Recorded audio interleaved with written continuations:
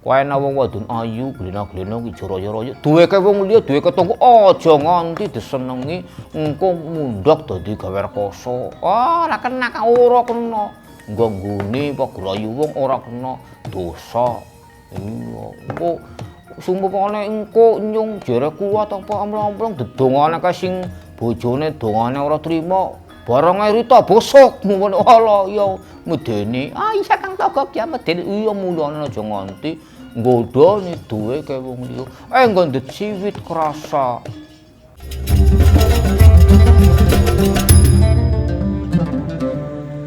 Assalamualaikum warahmatullahi wabarakatuh.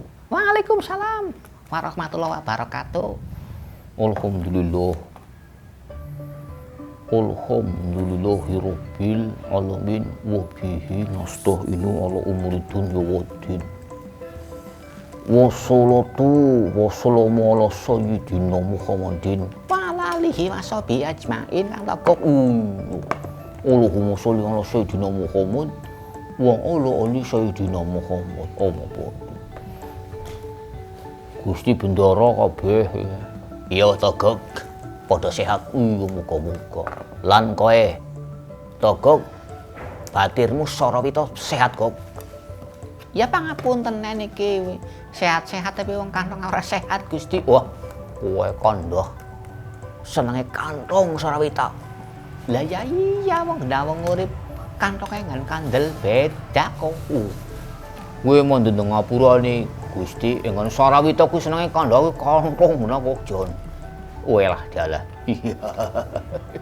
Welah dalah. Togog.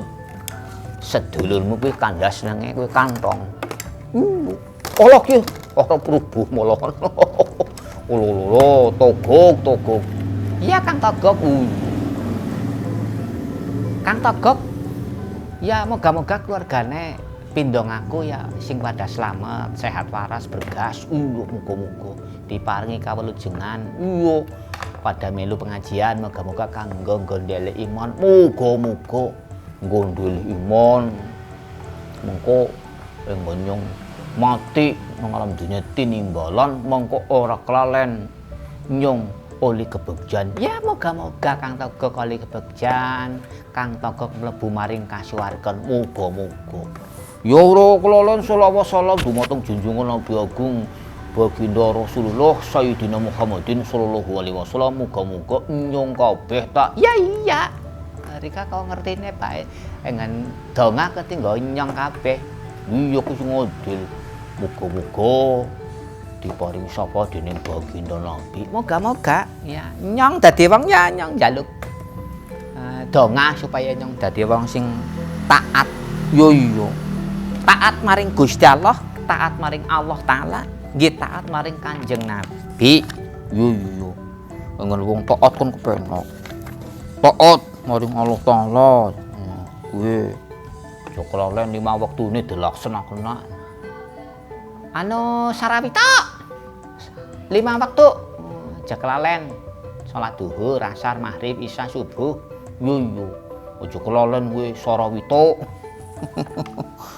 Jun dimoje Sarawita.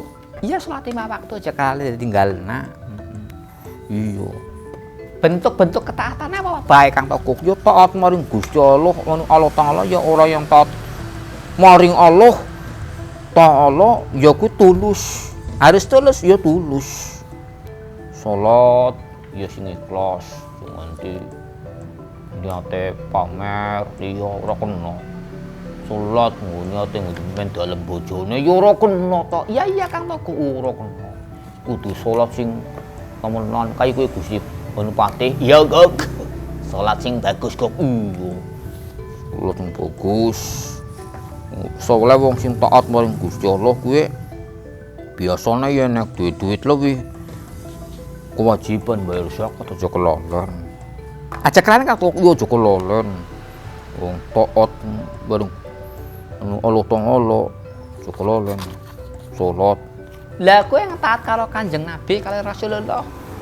Taat karo Kanjeng Nabi Rasulullah. Kuwi taat dan patuh merupakan konsekuensi dari taat patuh kepada Allah. Lah kene taat kepada Kanjeng Nabi maksudnya Kang Togog. Yo nabi kan utusane Allah Taala. Nabi kuwi utusane Allah Taala. Yo aja kelalen nyontoh sikap-sikape Kanjeng Nabi. Ah iya. Jadi intinya ya ngikuti kabeh perintah Kanjeng Nabi ya. Yo perintah sing dilarang, perintah sing Kanjeng Nabi dilakoni, sing dilarang kabeh ditinggalno. Oh ya, umpamane iki Kanjeng Nabi salat, yo kudu melu salat. Zakat, yo kudu zakat. Haji, kaji nek mampu. Nek sumpah ora mampu ya kepriye mon. Sedekah. Oh kaya kowe. Sing dilarang yo contone modon. Kudu kuwi kena modon. Kowe ana wong wadon ayu, glena-glena ki jara-jara. Duweke wong liya, duweke tonggo aja nganti disenengi engko mundhak dadi gawe rekoso. Oh, ora kena kang ora kena. Engko nggone apa grayu wong ora kena dosa. Iya, engko sumpene engko nyung jere kuat apa amlong-amlong dedongane ka sing bojone dongane ora trima. Barang Rita bosok mun Allah ya medeni. Ah iya Kang Togok ya medeni. Iya mulane aja nganti nggodhone duwe kaya wong liya. Ngandhet ciwit krasa. Krasa kepriwe Kang Togok? Ya ngandhet ciwit krasa. Loro ya aja ngiwit. Tangga teparo. Oh iya, termasuk kowe mulai bojong apa ora kena. Dosa kuwi modon. Oh iya Kang Togok yo kuwi dilarang. Ini minuman keras ya Gog. Iya. Minuman keras itu contohnya apa Gog? Yo kaya whisky, ciu, kabeh, topi miring. Apa kemana kok sawi to? Es batu kok melu yo ora to. Oh, minuman keras kuwi contohnya ciu. Whisky, diodon. Apa kemana kaya topi mereng. Topi miring kan to Gog? Oh iya. Kayak Sarawito ngerti bae kok es batu yo. Oh, jon. Ya Kang Togok yo iya ngerti. Gue ngutil ya ora kena. Oh iya, ngutil ora kena. Ngutil korupsi ora kena. Pokoknya berbuat adil. Ya pokoknya aja nganti sing kaya kuwe muga-muga. Ya dadi pegawe aja sing riswah nyogok ya ora kena, tapi sing dadi pegawe ngelamar kerja sing bener, sing diridhoni nang Allah Taala. Ora kena nganggo sogok-sogokan. Kuwi contone sing dilarang nang Kanjeng Nabi ta. Iya. Kok getih darah ngalir tekan kok dadi pensiun wis ana ta. Oh iya Kang Togok yo iya. Nah iya Kang Togok lha sik kita wis zamane ya kaya kowe Kang Togok. Yo aja nganti kowe kaya kowe. Njaluk kowe sing wong diridhoni nang Kanjeng diridhoni nang Allah Taala. Muga-muga kabeh sedulur kabeh berkas waras. Allahumma inna nas'aluka ridhoka wal jannah wa na'udzubika min sakhatika. Nggih, Kang Togok lah gawe kupat lawi pangapunten. Ya menawi Togok lepot nyuwun pangapunten kali sedulur-sedulur gawe sego gawe segoro enggone Togok luput ya njaluk pangapura. Nggih Kang Togok. Assalamualaikum. Waalaikumsalam warahmatullahi wabarakatuh. Matur nuwun. Ya Allah biha, ya Allah biha, ya Allah bi husnil khotimah. Ya Allah biha, ya Allah biha, ya Allah bi husnil khotimah. Sekian materi dari Togok hari ini.